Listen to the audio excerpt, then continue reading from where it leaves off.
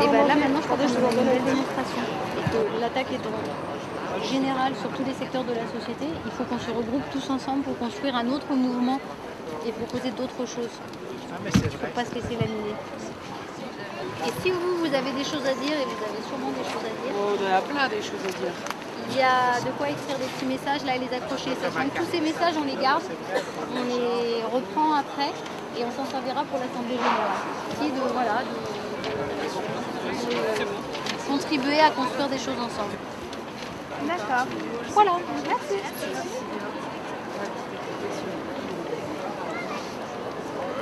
Parce que l'idée, c'est de dire que l'éducation populaire s'attache à créer des liens entre les gens, faire du lien social. Et du coup, on voulait matérialiser ce travail-là et ce modèle de société-là par des liens concrets et dans l'espace public et les liens entre eux. Après, nous, on essaye de mobiliser, de sensibiliser les passants au pourtour de la place Victor Hugo. Et l'idée, c'est de faire prendre conscience que la démocratie est aussi en danger quand on attaque les structures historiques de l'éducation populaire. C'est quand même très global comme attaque, hein. C'est pas que nous, c'est un peu de partout. On retrouve ce genre de problème. On s'est regroupé avec tout un tas d'autres gens.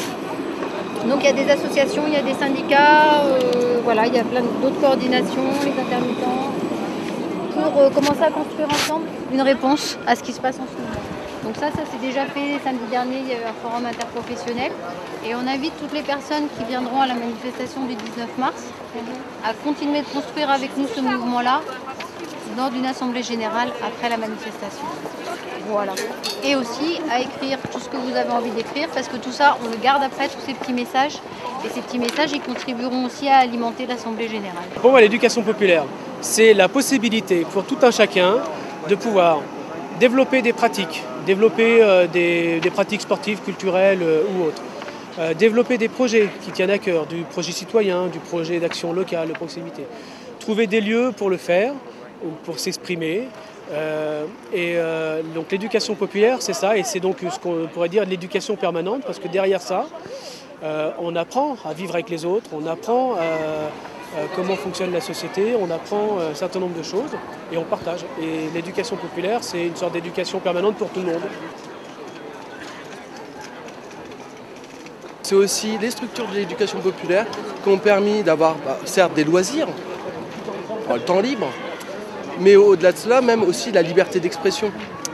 Et je pense qu'il est important de nos jours que l'ensemble de la population se sente concernée par ce mouvement-là historique qui date au moins, on va dire, de 50 ans, 50 à 60 ans, mais qui dans ses fondements peut-être remonte au 19e siècle. Pour moi, c'est ce qui est du ressort de la société civile. C'est notre possibilité à nous, en tant que bénévoles, d'associations, de s'organiser, de définir quelque chose qui soit accessible et qui permette aux gens d'avoir les outils nécessaires pour qu'ils puissent s'en sortir dans la vie, pour qu'ils puissent s'investir dans la vie publique, pour qu'ils puissent découvrir qu'ils ont des talents cachés, enfin, c'est aussi tout ça, pour qu'ils retrouvent confiance en eux-mêmes quand justement l'État, par sa rigidité, par sa logique de structure, de hiérarchie, a du mal à valoriser tout ce que le potentiel que tout le monde a en lui, en fait, tout simplement. Qu'on soit fils de paysans, fils d'enfants de quartier populaire, fils de médecins, on a tous la possibilité, on est tous dans l'idée que ce système politique nous permet d'avoir un égal accès aux services qui sont proposés, à la possibilité d'intervenir dans la vie publique. Voilà, c'est ça qui est remis en cause. Toutes les réformes qui sont engagées actuellement sont dans des réformes qui vont que dans un seul sens. Celle, à un moment donné, de déliter du social, de déliter de la justice. Et ça, c'est pas tolérable.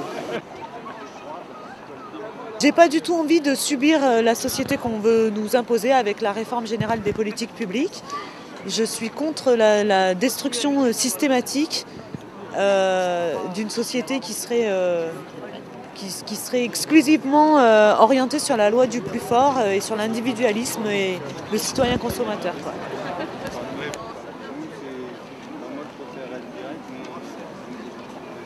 Tout est fait pour enlever les moyens aux gens qui n'en ont pas beaucoup, qui n'ont pas beaucoup de moyens de subsistance, et de garantir que les riches auront toujours un égal accès à ce qu'ils ont déjà comme service. Donc déjà, ce projet de société totalement inégalitaire, enfin moi j'estime qu'il faut se battre contre.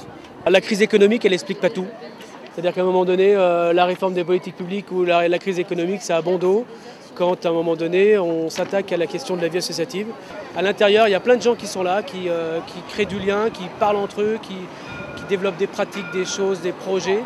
Et c'est dommage d'attaquer ça. Et là, ce qui se passe dans l'ombre, dans les coulisses, c'est ça. Tout le monde est isolé, les associations sont isolées, chacun débrouille dans son coin, mais c'est la pire des choses. Voilà, si tout le monde se retrouve à mourir en silence, parce que c'est ce qui va se passer, les associations vont mourir tout doucement, et ben, tout le monde va y perdre.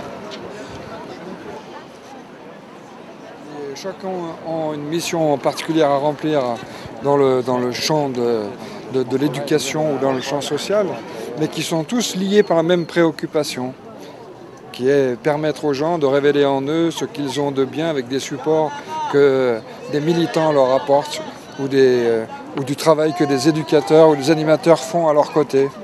S'il n'y a plus d'associations, s'il n'y a plus ce lien, qu'est-ce qu'il y aura? Qu'est-ce qu'il y aura à la place?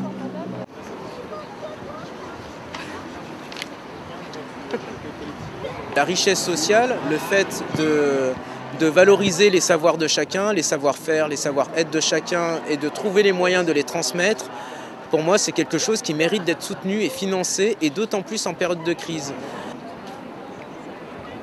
Il y a un problème de justice sociale, voilà, et on ne peut pas à un moment donné défaire d'un côté et nous faire croire qu'on reconstruit de l'autre côté. C'est pas ce qui se passe. À quoi bon un système politique si c'est seulement pour garantir que les riches peuvent continuer à être riches? Dans ce cas-là, la politique ne sert à rien.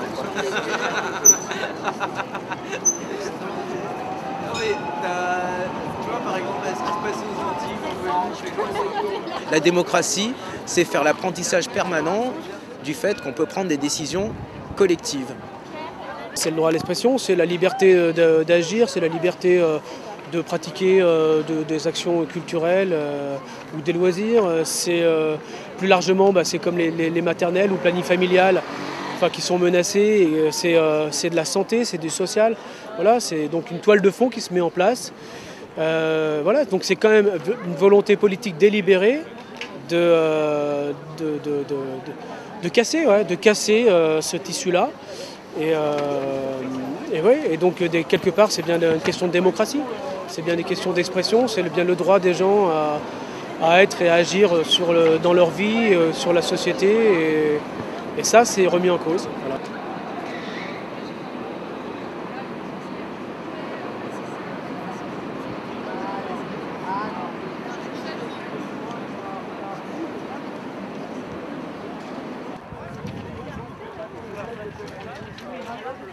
Humilier le gouvernement, humilier les travailleurs du gouvernement qui essayent de...